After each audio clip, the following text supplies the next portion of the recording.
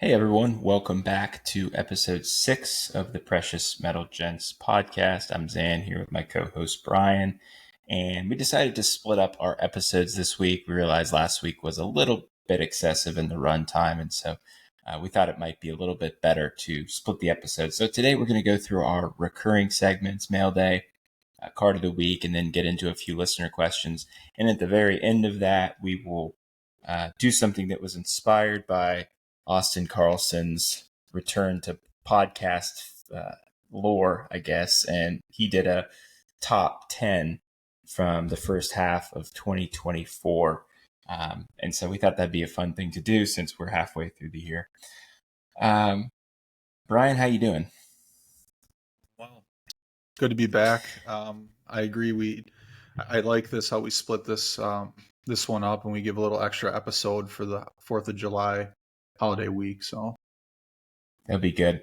Well, let's get started with Mail Day, which will be pretty brief because I think we only picked up one new card each. I got a 98 Flair Showcase Rose Zero Legacy of Jeff Bagwell raw copy off of eBay. Best offer. Thought it was a decent price. I got it a couple of days ago. I'll probably send it in for grading. It looks like it's in really good condition. I do still have the 97 Row Zero. Had sent that off to Fund Your Cards and then rethought that I shouldn't have done that. Asked for it back. And then that happened again this week. So it's not really a mail day, but I also got back my 99 essential credentials now of Bagwell and Guerrero, which I said I'd sent off to fund a separate card, but I realized I can probably make up the cash balance or the balance with just cash. And so I was like, I'm going to have to rebuy these. I might as well just go ahead and get them back. So, not quite as exciting as getting a new card in the mail, but, getting back your old cards feels like reconnecting with an old girlfriend or something. how So does that work? it wasn't, How does that work? Where you ask for the cards back? Do they? I mean, they're not charging anything up front. They're just charging on the final transaction. So they just send them back and just take it yeah. off of your bill. Yeah. So what they do is they keep a running tally on a spreadsheet of your sales and how much that offsets what you owe. And, if you ask for the cards back, he'll ship them back to you. And then there's a little, item line for line item for shipping. So he just adds that amount to your shipping. So that's, $5 more I've got to pay back, but it's fine. It's worth it. It's not like once you send them in, you've committed to selling them. You can always get them back before they go to auction, which is nice. So, he keeps it well organized, so it's very transparent. You know exactly what he's charging. So that was about it for me. Nothing too crazy, but again, we're approaching the national, and I got to save a little capital for that just in case something pops up. So, did you happen to get anything this week? Yeah, I got one Brewers card. It's a 2008 Ultimate Collection quad prime patches out of 5 out of 5 patch auto Prince Fielder. That's a mouthful, but basically it's a quad game used patch card, multicolor, perfect auto out of 5. He's the only brewer in that set and out of Ultimate Collection. And I was looking at some of the other players. I see them pop up because I just have a general Ultimate Collection relic, a couple different save searches, and occasionally I'll get I'll see like a Jeter pop up every once in a while for an insane amount of money. They don't sell very often. Not even just the quad patch, but it just links Jeters in general from the other sets. Because if as you know, Ultimate Collection's got a bunch of random insert sets, I guess, included in the entire set. So it's really just a collection of high end sets. So this one I actually never saw the Prince Fielder before. Just a beautiful card. It's got like a hollow foil serial numbering, and then a hollow foil box window, and just a really great image of him. So I'm not really a big patch guy, But with the Brewers, I think their patch cards look really cool. I picked up a nice Ryan Braun auto patch last year. I got another Prince Fielder this year out of Exquisite. I have a few other ones too. I've just been picking them up. I just think they have a good jersey for it because their patches have, that gold on it, and it's that gold sparkle, blue, white, some really nice colors. So I'll probably keep picking up Brewers patches. I'm not going to go crazy with like Packers or anything like that. I want to get a couple Favre patches that are, kind of iconic. So like I think it was the 97 game jersey one. He's got the two in that set, the white and the green. I had both and I sold them to fund a different card. So I want to get those back. And then maybe a couple other Favre cards down the road of some nice patches, but I'm not going to go crazy with those. I'll probably stick to the Brewers because the price point is really good. And again, their patches look really cool. So the early 2000s, I love those Brewers. And they're the biggest cards of Brewers back and during that period of time were patch autos. This is a really nicely, well-designed card. You've got the blue and the gold on the card itself, and then you've got this prime patch, right, separated into sort of the four quadrants. Good action shot of Fielder, nice clean auto on a designated auto space, numbered to 5. I mean, this is a really, really well-designed card, so I could see why it appealed to you. Now, was this something you found on eBay, auction, or where did you come across this? It was on eBay. It just popped up in one of those safe searches I had for Ultimate Collection Brewers, and I watched it for a little bit. I think maybe it was sitting there for like a month or so, maybe a little bit more, and I always would see it. It would scroll all the way to the top under my watch list and then end and then get reposted. And I'm just like, I love the card. I didn't know why I just didn't pull a trigger right away. Luckily, I was able to get it because, it's out of 5. I don't know why I let it sit there so long, but you just constantly see the thing, and I love the card. I think one of the coolest things about it is that Ultimate Collection and Exquisite did this too, but especially Ultimate Collection. You talk about the design. They just don't design, they meaning like newer companies now, whether it's Topps, Panini, whoever, they just don't design auto patch cards like this anymore. It's not the same. We all know about the sticker auto stuff, the player use stuff. Like, you're just not going to see cards like this. And even the top stuff, some of their sets, some of the higher end top stuff, I think it's like Dynasty or the Museum Collection and that stuff, they'll put the MLB authentication sticker on it so you know exactly what game it's from, which is really cool. But most of their stuff is it's not associated with any specific game, so it's game used. You just don't know. I don't know the scenario with that. Like, I don't know if like it had to have come from that player or it could be any player. I don't know how that game used stuff works for Topps now, but just this design, like how they place the autograph, something as simple as them placing the autograph on here, how they faded out his uniform, and then they have the autograph really clean at the bottom on card. It just, with the black, it looks really cool. And this is a set that I think amongst 90s collectors, guys who are kind of exclusively in the 90s realm, this set gets overlooked. It's early 2000s, right? But Upper Deck in the 90s, mid late 90s, it wasn't popular, but it did not have the firepower to compete with a lot of the other products, the Topps products, the Skybox products. And so this felt like, you had UD Choice, which is a kind of kids thing. I feel like Black Diamond didn't really catch on as much as it should have. But then you have Ultimate Collection, which comes out, in the early 2000s. And then like in 03, you've got the first time every card is serial numbered. You've got like, $100 packs and stuff like that. And I feel like that's something that I think we should get into at some point, which is this turning point and this focus shift from these high-end parallels into the patches and patch autos. So that's definitely something that I'd like to cover in the future. Something really interesting about this, a quick note about this set.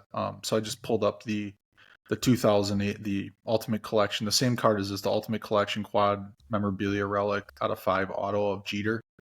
So there's a BGS 9. It's sold on Leland's in 2021 for $3,859. That same card sold at Golden 2023 last year in January 4th for $900 only. So that's a significant drop for an out of 5 Jeter quad game used relic auto card.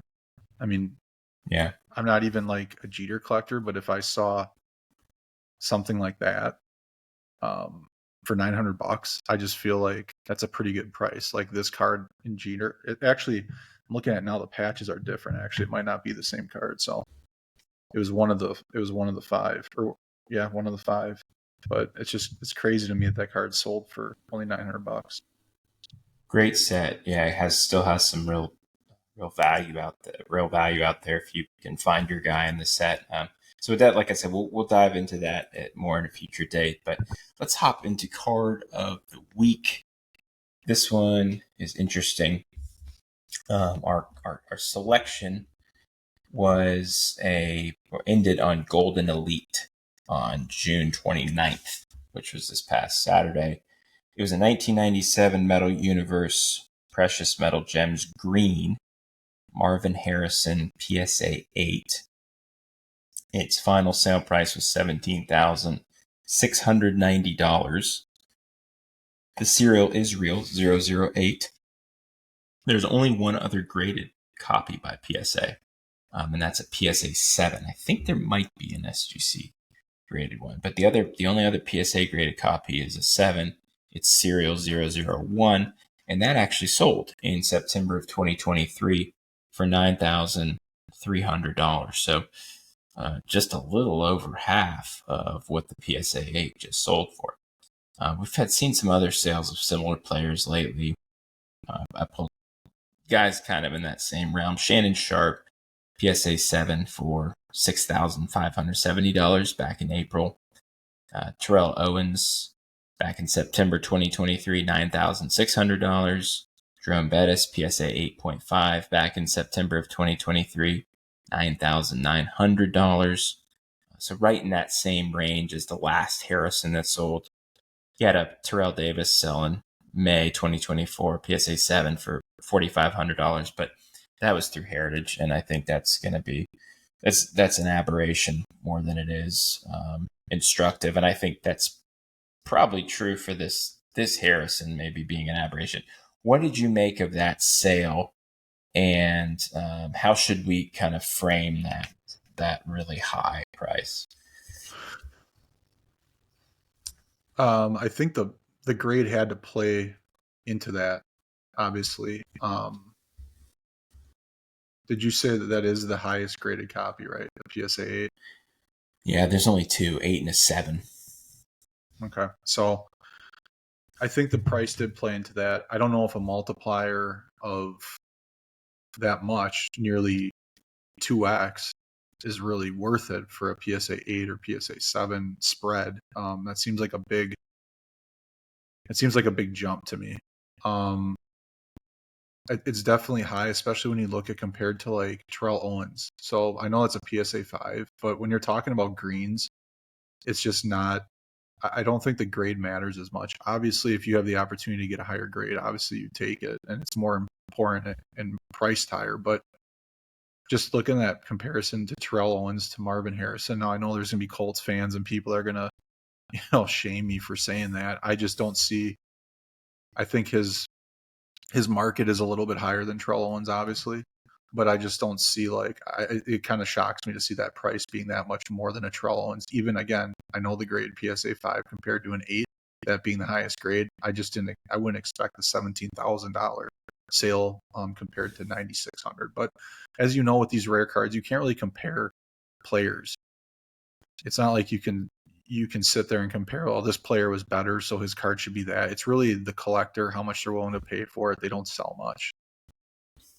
Yeah, I think there's a few possibilities here. Number one, we have seen an influx recently. I say recently, within the past year or so, but even actually more so in the past month or two, of some of these flipper guys who are just willing to buy any 90s card or black prisms. It doesn't matter the player. They just want to buy them and then they want to sell them for more than they bought them for. Or maybe even hold them for a short period of time. I mean, some of these guys with investor in their, Instagram names or buying cards too for the purpose of presumably investing. Could be that. Could also be the fact that, like we said, it's the highest graded copy. And so there's always going to be competition in this set on the set registry. And so if you get the highest graded copy of Harrison, maybe that commands something of a premium. And then also, like we've talked about before, that these high sales, you only need two guys or two bidders, I should say, to spike a price. And so I can confirm, and I'm not going to say who, but there was someone who was, I would call a deep pocket collector that was bidding on this item and then I think stopped bidding on it once it got to a certain point. So he had interest in the item and gave up at some point when maybe it got a little bit too high. But that just shows you that you only need one of those guys and one other person to get into a bidding war to where the person says, that PSA 7 sold last year. There's no way I'm letting this one go. I'm definitely going to get this one. I don't care what it costs. It could cost 2 or 3 times as much. And that's really the thing with these greens, like we said, is that you get a PSA graded copy. There's just such a security there, knowing what you're getting versus a Beckett copy where there's less of an assurance that you're protected as a buyer. So, I mean, I think there's a lot we can make of it, but for those of us that want to buy greens of our favorite player, the fear is that this price is now going to be used against us, which is like, I want to buy a TO and I say, look, it sold for $9,600. I'll give you $10K. And the guy says, yeah, but did you see that Marvin Harrison that just sold? It's TO. He and TO used to sell the same. Now they're going to be the same price at $17,000. So pay me double. So I think that's probably the fear for some collectors with some of these sales getting too high. Now, if you do have your guy, you're happy, right? You're happy that the sales are going up. But I think there's any number of reasons. Does it make you more or less interested in, let's just say you had the budget, right? And to buy a green Favre PMG, PSA, I don't know, 6 or something like that. And does it make you feel like that would be, okay, it's a smart decision because in general, these are looking better? Or is it getting to the point where it is too cost prohibitive and you just wouldn't see the value in spending that money, even if you had budgeted for it? Well, they were selling. I don't have the Favre numbers up in front of me, but that the greens were selling higher than they have been now. They took a dip. So like during the peak of COVID, what were they going for, like 60s, something like that? So like 50, 60? I think Weber paid like 70 something thousand for the PSA 9, I think, which is inordinately higher than any other sale. Yeah, and it's not even just to knock like, oh, this person overpaid. When you're talking about these cards, again, it really is irrelevant. It's how much money you have at the time and who wants it, and you're just gonna. People want the card, so they're gonna pay, and they don't really care. I mean, you and I both. I can speak for myself. I've overpaid for plenty of cards that I just wanted. I don't really care. But cards like this, I guess it's not. It doesn't really stop me from going after it. I don't know how this would necessarily affect Favre. One hasn't appeared for a little while, so I thought I had inroads into one, a raw copy that someone had in a binder. I heard some rumors about it locally that didn't really pan out, and I was going to offer a significantly low price compared to what the market is for that, because I thought maybe I could get it. But then when I found out it was a dead end, I didn't move towards it. But I don't know. I mean, if, like we talked about last week, we're doing the Favre hierarchy, there are other cards that I would probably take value-wise over the green. Like if you gave me the choice, like laid the green down next to other cards, I would take it obviously over majority of them. But to go chase it and actually use real money and not just speak in hypotheticals, like there's other cards I think that there's a better value that you can get instead of the green. Like you can get cheaper, you know, cost and, you know, quality of card wise, if that makes sense. Yeah, for sure. I mean, I think while we would overpay, for a card that we want, there's a limit to that. I mean, it doesn't mean that I'll pay anything for it.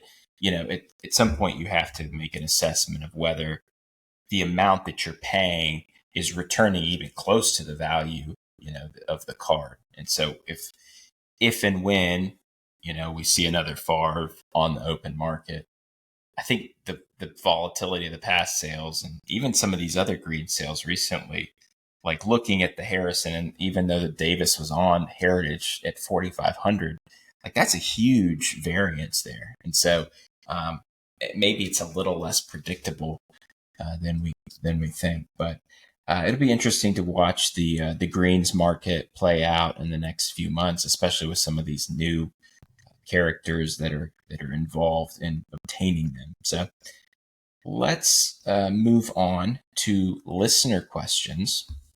And we got quite a few. We're going to save some like we did last week. We're going to go with 4 today. And the first question is for you, Brian. This is from Justin at 740 Smith Cards. He said, if grading, serials, and rarity didn't matter, what is aesthetically your favorite card? So there's a couple of ways we could have taken this, right? We could have, is it cards that I personally own, or is it just aesthetically my favorite card of all time? And then regardless, even if it's cards I own or just aesthetically any card, out there over the course of time, there's just so many of them that it's, for me, like it's almost impossible for me to just narrow it down to one. I will say, without a doubt, all things considered, my favorite design, my favorite card of all time, and I own it, I've owned a number of copies of it, is the 1954 Topps Hank Aaron. Being in Milwaukee, he's just a staple in the city of Milwaukee. One of the greatest players of all time. I mean, everybody knows about Hank Aaron. And that 54 set's my favorite set of all time. It was a card that was like a grail for me because my dad collected vintage growing up, and he would always talk about that card, and the thing was just basically put in my face for my entire childhood. And I love orange. I love the orange background. I love the image on that card, his face, the action shot beneath, just the design, everything about that card. It's my favorite vintage set, favorite card. Just a really important card in the hobby. So that's really my favorite card aesthetically, just everything. But then obviously I've talked enough about the metal sets. So I love the 97 metal football set, whether it's the base design or the all foil PMGs. That's another card design that's, up there as my favorite aesthetically. And then one that's, just, it's always been a card that I love since I was a kid. I pulled a few of them out of the first metal baseball box. It's a 1996 Metal Universe, the Motherlode insert set. It's out of 1 in 12 packs, so it's not super rare. So I would buy a box or two of them, and I would get, you'd get a few of them. I never pulled any of the better players. I always wanted the Griffey, but the Griffey in particular, what those Motherlode cards are, it's like a scrolled hollow foil background border kind of. It's all like this little intricate scrolling, and it's got an image that's really bright and clear and kind of glossy of the player, and the background kind of fades behind it with the hollow foil. So just a really unique design. I've never really seen it ever replicated since that set. I think all the players look really cool in it, but the Griffey particularly, it was a card I really wanted. So that's another card aesthetically. They're not very expensive cards. You can go on eBay and get them for like 10, 15 bucks, but I just think it's a really cool design. So those are just some of the ones aesthetically. Those are great picks. I wasn't expecting the Aaron because I'm so locked in on this, the 90s, 2000s time frame. So that was a good one to kind of change up the pace a little bit. when I read this question, I'm like, oh, this is going to be easy to answer. But as I started to think about it, it's very difficult to divorce the rarity and the numbering and everything from the aesthetic, meaning that in a way, because there are certain cards that are rarer, I see them less. And there are a lot of inserts that I really like the look of.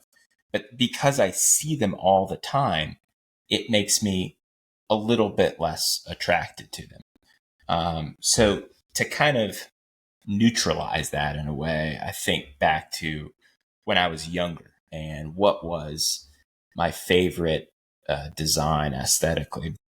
And I think it would probably be the 1997 SPX baseball, which was, it's a horizontal card. I'll put one up on the screen here. Horizontal card with a silver hologram of the player.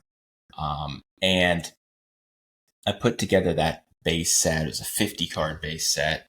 You didn't get, I think you got 2 cards per pack. Maybe it's 3 cards per pack.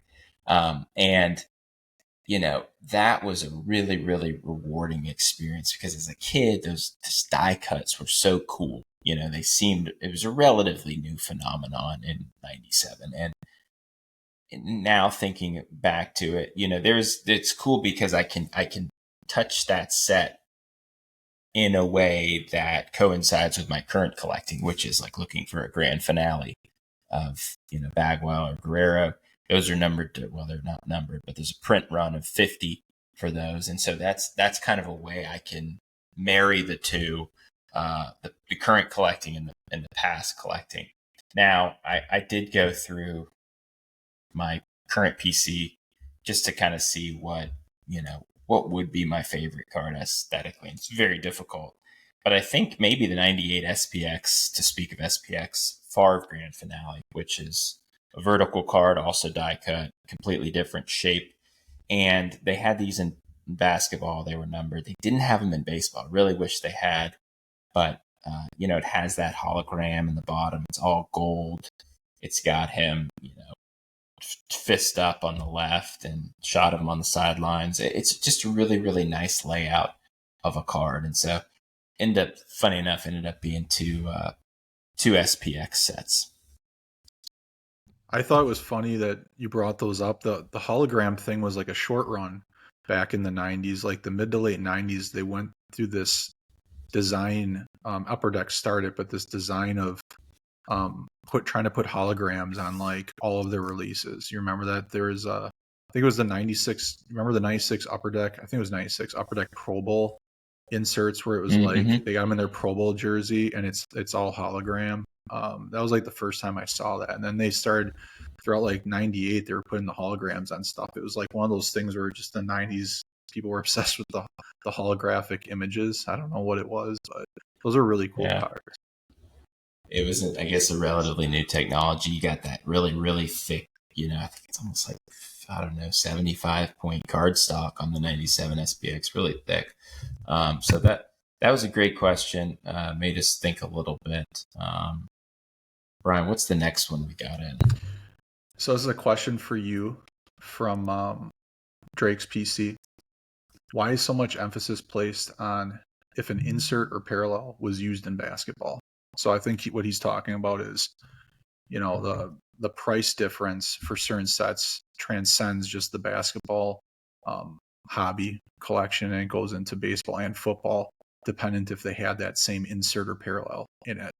Especially, you could take it even further too with like Jordan too. I know there's talk about that too. Jordan in the set. So what do you think of that? Yeah, I think, this gets talked about a good bit, which is obviously the international appeal. The Asian collector base is huge for basketball, not so much for other sports. There's just this worldwide appeal of Jordan, right? And the way in which he revolutionized not only the game, but collecting cards during that time frame. He was larger than life. And so, as time has progressed, people have started to realize that there is a bit of a lag, and especially in these past few years, a lag with baseball and football. And it seems like you've got basketball collectors who come over and, dabble in football and baseball. You see it all the time on Instagram. There's plenty of basketball collectors who kind of branch out and get into the space. And then I think they mistakenly equate the lack of a basketball set with, the value, or I should say mistakenly correlate the an absence of a basketball set with the value of a set that's present in baseball or football, and it leads to something of a depressed value. But the Jordan thing is interesting because the big set for football and baseball that is actually, to me, bigger in those sports than it is in basketball is 24 karat, and Jordan's not in that set. I mean, Kobe is, but Jordan's not in that set. And so he's not the anchor that brought attention to that set. And so I think that over time, in the last few years, people have come to appreciate it more, but I feel like baseball and football may have gotten a little bit of a head start in that set.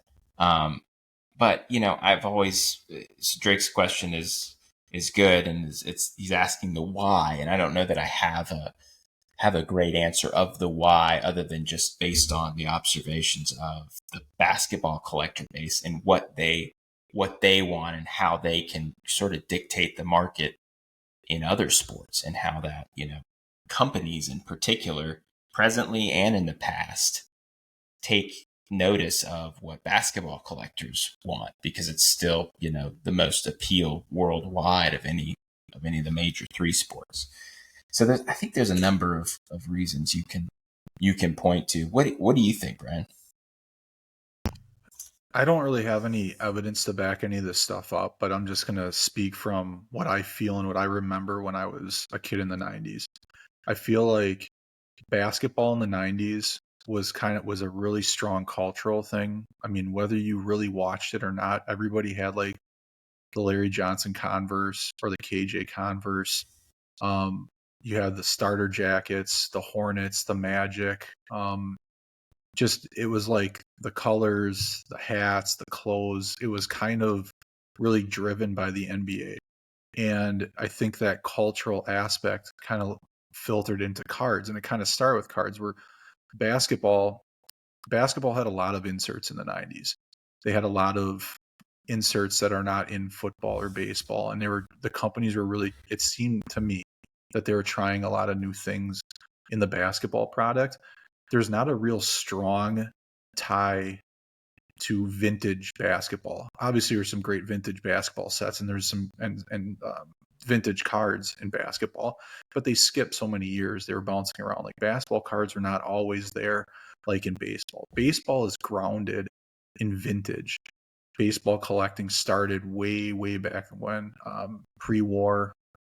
Vintage baseball that's the foundational aspect. And then I feel like in the 90s, some of those insert sets and parallels kind of came about because they were doing so well in basketball, so the companies tried them out in baseball. But the collector base in those sports are different. Football seems to be kind of like, to me, like the middle child. It's like basketball was like the new thing in the 90s, trying these different sets and parallels out. Baseball was like that older, mature child dating back to the vintage. And then football is kind of like in the middle, right? Where they're just kind of like trying, it had a vintage base, but it also was trying new stuff in the 90s. And it just seems to me that like people link the parallels and the inserts to like basketball, and it was kind of like secondary in football and baseball. That's just the way that I kind of look at it. I think maybe that plays in a little bit to it. I don't know if that all made sense, but that's just the way I think that's a great perspective there about how the 90s changed collecting in the way that we traditionally think of baseball's collecting's been around for 100 plus over 100 years. But in the 90s, plenty of people collected baseball cards. But like you said, Jordan changed the culture. I think you have maybe a bit of an analog in Griffey with baseball, just in terms of like the public But I think about football, and I don't, Favre, Sanders, Rice, I don't think of them as sort of cultural icons at all. They're great players, but during that time frame, that's not really what sticks out. Who sticks out in my mind. It's like Griffey and Jordan, maybe Gretzky a little bit. Um, so I think that you're right. There's definitely a sea change in the '90s, and sort of football has always tried to figure out where it belongs, right? Like a middle child would, Well, trying to find its place. baseball is like, even the base of fans that watch baseball, I'm the same way. Like, I don't like change in baseball. I like it to stay the same. So I think collectors too are the same way. Like, you look at some of those old Beckett magazines, they would slam the inserts and the parallels. And when like Topps Chrome came out, it was mostly baseball collectors that were slamming it. Like, this Topps Chrome junk is never going to catch on. What the hell is a refractor? Like, this is dumb. Those were baseball collectors. They weren't basketball collectors complaining about it. That stuff was great to kids that were primarily collecting basketball, but like the older generation that were collecting baseball, hot in the 80s and the 90s, they didn't want any of that stuff. It was still the vintage stuff. And like with Griffey, they had to kind of change it a little bit because he was a transcendent athlete, and a cultural icon in baseball. So they had to kind of fit the mold of adding some new things to bring in the younger generation into baseball. And I think they were caught between a rock and a hard place. Like, you're going to piss off some of the older generation that wants things to stay the same. Give me the base sets to chase the rookie cards, all that stuff. Get rid of this parallel and this chrome stuff. But then they also had to bring in a new group of people because they could see that the kids needed to get involved in baseball because they were selling a lot of the basketball stuff. So like, we got to bring this over to baseball. So that's where I think that plays into this whole scenario. It's funny you mentioned that. It's like there's always this narrative, I feel like, in present times of like, the hobby's so negative, and we all, it's not like it used to be. But reading back about the '90s, like, it's the same. It's exactly the same. There's people who are going to be happy. There's people who are going to be annoyed or pissed off about whatever the card companies are doing. You're never going to win. So I totally hear what you're saying there. All right, this next question is from the aforementioned Austin's Carlson _cards. He asks, how do you two treat dupes with your team sets? Any temptation there? I really never get dupes. When I saw this question, I was trying to think of a time when I saw a card pop up and bought it just because I wanted to have a dupe. Um, I don't think I ever really have, at least for a significant card. It would be smart because then you can trade things, especially in the Packers group I'm in. Like, if I should just snatch up every Packers card that pops up and I could just use it as trade bait. But my big philosophy, like when I buy cards, it's honestly everything that I buy, I have plans of keeping it in my PC forever, for a really long time. That doesn't always happen, obviously, because you and I both know we sell cards, but that's really just, I get the card and I kind of decide, oh, I want to go after this, and I might move cards, or maybe I want to stop doing this project, so I sell it. But I never buy to like just hold on to cards. So I think that's the reason why I don't get dupes. I just never really do it. I know Austin has talked about it a few times where he'll get cards, and he's smart for doing it because he focuses on the sets and the parallels. And it doesn't matter if he collects the player or not. The sets and the parallels that he chases, it makes sense if he finds a good value in them to pick that card up, because then he can package it together to get a really significant card down the road. I just personally don't do it, not because I don't think it's a good idea, but just because like my mindset, I can't wrap my mind around having that extra stuff. What do you think? Yeah. So I don't buy dupes either. I think there's the first reason, and the main reason is that because typically a dupe is going to be available, say via eBay or auction of some sort, which means it's publicly visible, and I don't think you're going to get a deal necessarily or a sizable discount on the price of that card. You'll probably be paying roughly market value, I would say. And so for me, that decision on whether to spend, I don't know, say $400 on this dupe, in the back of my mind, every time I consider it, I think, well, that $400 could just go to a card I don't have, right? Either wait, or there's certainly another thing out on the market that I that I probably want or could put that $400 towards. Now, I do think there are times where maybe a dupe just kind of falls into your lap and, the price is almost too good to pass up. I think about, it's only happened to me once. So recently, a few months ago, Pedro 99 rubies. I had a BGS 9 and, I hate BGS cards, but I felt like if I crossed it, it was going to go down, substantially in grade.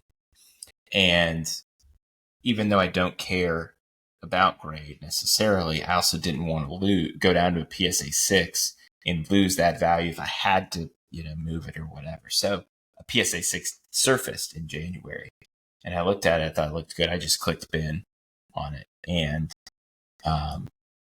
but I didn't intend to buy. I didn't buy it with the intention of keeping both, and so I think that's the thing, is that like as soon as I got it in, I put the 9 up for sale trade because I was like, I don't need this sitting here. I could, I ended up using it in a trade, and I thought got good value on it, and so it's difficult for me on low end. Yeah, I get it if you just really like the card, but for me, I think it's just a preferential thing. It's usually one card or one copy per card for me. Then think of this too. That Austin just recently picked up the 2012 Prism Gold Clay Matthews, the one that surfaced right after I bought mine for a higher price. So if you think about this, like if we're talking about dupes, it would have made sense for me, since there was that huge flood of Clay Matthews cards in the market, to protect my investment and go out there and just like snatch that one up too. So I just bought the one for a higher price. I could have just messaged the guy, snag that one. Now I got 2 of them just to limit the fluidity of this card on the market. And then I wouldn't have kept both of them. I would have looked at which one looked better, and then I would have probably kept that one and then sold the other one. But then what would that have separated? How would that have separated me at all from like a flipper? I mean, that's what they do. They'll buy up cards that they know people want. They hoard them, and then they're going to try to sell them. So you'd have seen me buy both of those Prism Golds that really never surfaced, but then just came out recently because someone's selling their collection. And then I would have tried to flip that card for a higher value than what I paid for it. Maybe I would have graded it and sold it or whatever, but that would have made me just be the person that I talk about not being, like the one that bought that Orlando Pace 101, bought it and then has it sitting and rotting on eBay. It's like, then I'm basically doing the same thing. And I don't think that's right. Like, I don't like seeing people hoard, like you said, cards that are not super rare. Fine, great. Getting duplicates for it and trading on the line. Like if you're working on a set or something that's like out of 50, whatever, that's fine. But like getting really rare cards, hoarding all of them, and then trying to, basically hold collectors' feet to the flames. I just don't think it's right. I don't want to do that. So. Yeah, I think about a situation. This is something I would do, which is like, say I was at a show or something and I saw a rare card, I'm going to say rare, 25 or less of a card I already have, like a Pedro or something like that. I would consider, okay, if I buy this, is there another Pedro collector who has something that I really want and they really want this card, that may be something strategic in your mind where I don't think that's exploitative. It's in a way, it's like you want something and you have the opportunity to get it if you get this card that you've heard they need or you think they need. And so I think there's some exceptions, but I agree the hoarding thing, it's controversial. I know some people do it, but I'm all for like the redistribution of the wealth, I guess, in terms of making sure that people have access to the rare cards. Well, here's another scenario too. Like, that I need another 97 Essential Credentials Favre again, because I've had multiple copies. I've sold them when I've consolidated to get other stuff. So I'm looking for like, something in like the 8 range, right? So like you're at a show, right? And you see a copy that I would probably like, instead of just like messaging me and just saying, hey Brian, I got this sitting in front of me. Do you want me to pick this up? It's a great price and you just buy it. And you're like, down the road he'll probably buy it, whether he's got the money for it or not right now. But I'll let it get to him. So what he'll do is you'll buy that thing, and then even if you charged me like $50 more or something than you paid for it, I mean, I would still have no problem in paying that finder's fee. You can also go that route too. So, Right. Yeah, I agree with you. So we had some great questions. We're going to, in the interest of time, we're going to save some for next week so that we can get to our entree course here and talk about our top 6 acquisitions from the first half of 2024. This is very difficult for me. I didn't realize how much money I spent, or how much I'd given up, I guess, in trade to cards that I've sold in 2024. But it's been a substantial amount, so I can only imagine what our year end will be. But let's do this, where you start with your 6, and I'll go to my 6, and then we'll work our way down to 1. So tell me about your number 6 card and why you chose it. Number 6 for me was a 2005 Leaf Limited Gold Spotlight Rogers. It's a rookie card out of 25.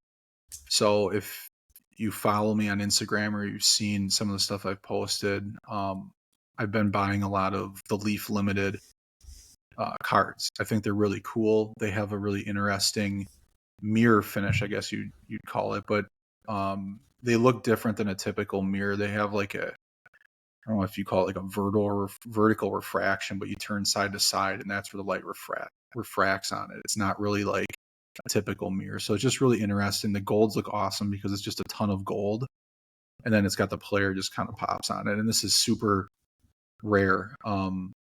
There was a person on eBay that was selling a lot, like the whole rainbow of this card, and he didn't want to break this one out of it, being the 25, the rare one.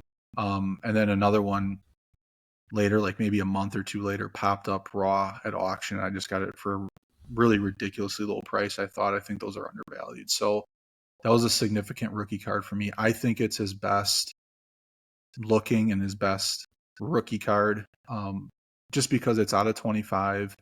Very few of his rookie cards have him in a full Packers uniform. They're usually the practice red uniform from that initial shoot when he first hit the field when he was drafted. But there's very few cards that have him in the full Packers uniform, and this is one of them, being such a low numbered rare card, gold. I mean, it just hits all the spots for me. So what's your 6th?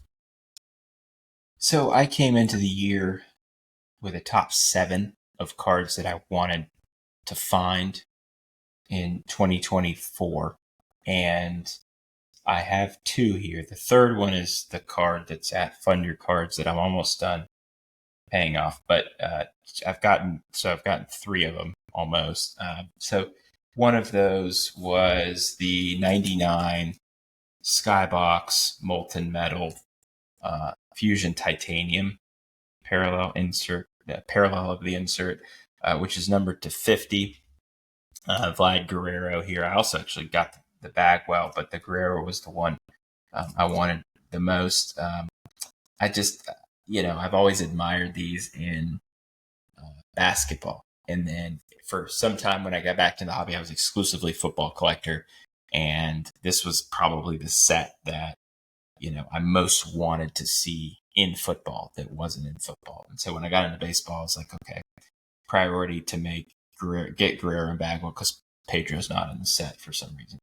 And so I just love these. They have a die cut serial number, which is not something that you see very often. The pattern of them, numbered to 50. They check all the boxes in terms of rarity, scarcity, everything. So I went with that one. I wanted to make sure I got at least 1 card per PC player, but no more than 2. So that was my my number 6. Really like that card. What is your number 5? It's the one that I showcased recently on here, the 2009 Bowman Chrome Superfractor PSA 9 of Sabathia. It kind of symbolizes me starting that PC. I'm just targeting really rare cards, really cool looking cards of his. I'm not trying to get everything from him, but just trying to do a real focused mindset. And that was one being his first Yankees card. Bowman Chrome. It's one of a handful of base superfractors that he has. It's just a really significant card. It's the year coming off of that Brewers run. It's just, everything about it was really cool. So that was number 5. What do you got for 5? So 5 was one that was not on my list coming into the year, and one I wasn't really planning on. I feel like this is, well, let's do it. Is the 2000 Fleer Showcase Legacy Pedro Martinez, number 20. Those are, those stay on the back burner of a list because they come up so infrequently. And I would put them among the top half dozen parallels from the 90s or early 2000s that just don't get the love that I think they should or that they eventually will.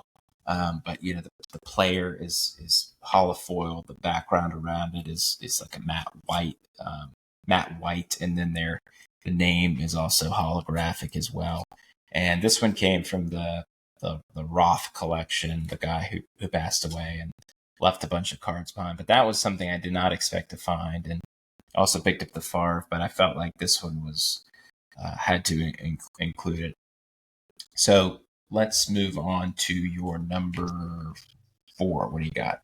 2015 Prism Black Pulsar 101 Clay Matthews. That came from a friend, a collector friend. He, I knew he had the card about a year ago. I think he was consolidating to get some other stuff, and he just messaged me and said, "Hey, I'd let this go for this because I had the 2013 Black, and I'm not really chasing the entire Black 101 Prism Black 101 run of Clay, but like as they come up, I'm gonna take them." And I love the 2015 set.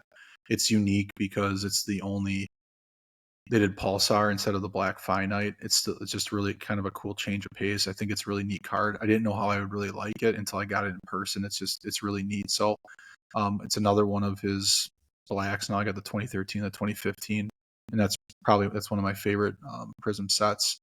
So it was a big one for me. I could have put the 2012 Prism Gold there. I love that card too. I just feel like if we're narrowing it down to my top 6, I just feel like this is a special one because it's a Black 101. So and it's unique. It's been a great year for Clay Matthews cards and Clay Matthews collectors. Just for whatever reason, there've been quite a number. All right, my number 4 is a card I actually mentioned earlier, the 1998 SPX Grand Finale Brett Favre print run of 50. These are interesting if you're not sure about them. There's several parallels. There's the base, and then there's the silver, the gold, the steel. And so, the gold and the Grand Finale often get mistaken for one another. And I've seen a Brett Favre gold slabbed as a Grand Finale, and I'm sure if you just look around a little bit, you can find it too. But the key is the gold holograph right there, and on the gold, it's a silver holograph. So if it's card is all gold, full coverage gold, it's a Grand Finale. But that was one I did not expect to find. I got a Jason Kidd. I don't have it anymore, but I was like, man, I need to get the Favre of this, as well. And so it's just another situation where I just threw out an offer, and it was accepted with no negotiation on Instagram. So that's the easiest way to get a deal done, and happy to have that one in the PC. All right. So, what is your number? Go ahead. Yeah, for 3, I got the 98 metal PMG Jeff Cirillo. Now this year I picked up 4 of the players in the team set: the Cirillo, the Nielsen, the Burnett's, and then most recently the Woodard. So just one away from me of the team set, but it kind of symbolizes all of those cards. The Cirillo I showcased on here just because I try to collect Cirillo a little bit deeper than the other ones. I'll get really everything. He's my favorite player from that era of Brewers. I won't say 90s because Robin Yount's my favorite player of the 90s, even though he only played up until 93. But Cirillo, that late 90s Brewers, that was my favorite guy. So really cool card. There's only 2 PMGs in baseball. So being that they're both out of 50, I've never seen the 99 pop up of Cirillo. Still looking for that. So it seems like for some reason, I don't know, it can't be, but it seems like the 99 is like more scarce than the 98s for baseball, for at least the Brewers, probably because they're just sitting in like commons boxes somewhere hidden away. But I cannot find for the life of me the 99 Brewers PMGs. I got one. There's another one sitting out on eBay for a higher price. I've seen a couple others pop up, but they're gone immediately because the brewer collectors are just snatching them up. But I've never seen the Cirillo surface. So, but the 98 is an awesome. It's strange how that works, because I've seen that, like, the Pedro 99 PMG has sold, I don't know, 6 times in the past 8 months or something like that, right? It's not that rare to see it come up and sell. And I've got maybe a couple of those have been resales, but right, it's visible. Versus, like, I've looked for the Bagwell, and I'm not going to complain because I have the Gem Masters, but the PMG hasn't sold since I think 2018 or 2019. So it's just weird how some guys in that set pop up a little bit more frequently than others. Number 3 for me, this is one I mentioned last week on the Favre podcast. My number 3 card in my Favre collection, which is the Super Rave 98, number 25. It's a card I got earlier this year. And on Golden Weekly, I was not planning to pay for it, but to pay that much for it, I should say. But you know how those Golden and PWCC auctions work, which is like, you have too much time to think about bidding again, right? And smart that they do that. And this guy's like, you've been outbid, right? And you're like, I'm not going to let this guy beat me. Then right? you go into extended bidding too for PWCC. Then it's like an all-out war too, right? So. Yeah. And so it was. It's a crazy price. I'll be honest with you, but it was one I was like, I'll fuck it, all overpay, and just to have the card. So I'm happy with that. I'm glad I did it, because getting in the card in person, I like it even more than I did when it was something I wanted. And sometimes we get caught up in the desire is actually greater than when you get the card in hand. This was actually kind of the reverse. So very happy with that. What is your number 2?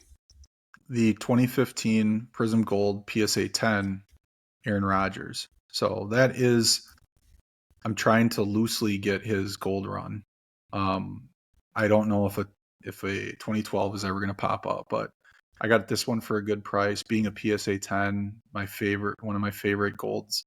I have the 2013 of his, and now the 2015. Those are my 2 favorite golds in that set, so I feel pretty good about that. I got this from the same collector that I bought the 2013. He actually had a pretty decent amount of the golds. He didn't have the 2012, but he had a lot of the other ones. And he was letting me just basically pick off the ones that I wanted. I just kind of ran out of money at the time, so I wanted to get the 2014 too, but I just couldn't. And then he had somebody offer him a good amount of money for like all the rest of the ones that he had, and he just sold them in bulk. So I was happy to at least get this 2013 and this 2015 from him. But I would have liked to get more. So the later golds, they're still reasonably priced, and I think down the road I'll still be able to pick those up. They'll kind of get flipped around. I think like anything I'd say like 2017 and later, I think you'll be able to pretty much find those. But it's really, my next one to target out of that. If I could find a 2014, even though I don't like that he's wearing his retro in it, I'd like to pick up the 2014 and hopefully get a chance at the 2012. But yeah, I had to put that as number 2. It just being a gold Rodgers PSA 10, it was a significant card. Yeah, from his prime years to before after the Super Bowl, but before he got kind of too old. Well, not too old, but he played well into his late 30s in Green Bay. Things happened in Green Bay where the things.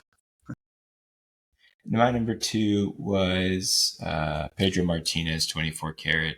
This was one of the top 7 I wanted coming into the year, and it hadn't surfaced in who knows how long, and then we've had an avalanche of them this year. I say an avalanche. 3 of the 5 have surfaced. 3 of them came from the Roth collection, which is where I got this, and so did 2 other collectors.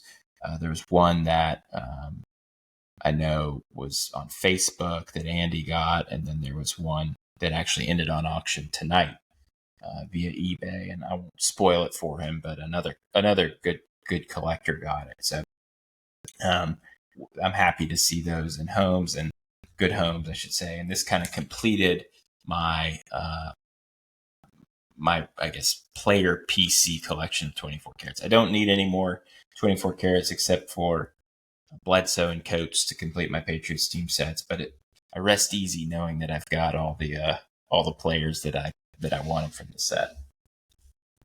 Okay, tell me your number one. Yeah, tell me your number one. It's kind of anticlimactic. I talked about it last week during the Favre episode, but it's the 97 metal PMG Red PSA 6 Favre. I love the card. I love the set. I wanted at least a red. I'm trying to work on the team set, so I needed a red of his at least. But yeah, it was from a good collector, an overseas collector.